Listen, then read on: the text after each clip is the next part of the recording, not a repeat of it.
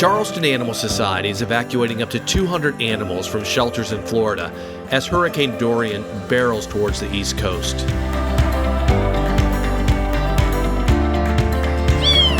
Can you help with these evacuations and our most critical needs? Go to charlestonanimalsociety.org and donate now. Pretty girl. Charleston Animal Society goes to wherever animals are most at threat. First, Florida.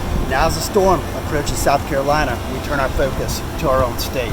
As the storm moves in to North Carolina, Virginia, threatening those states, we won't leave any animal behind. These animals caught in harm's way are counting on us all. Welcome to Charleston. Welcome to Charleston.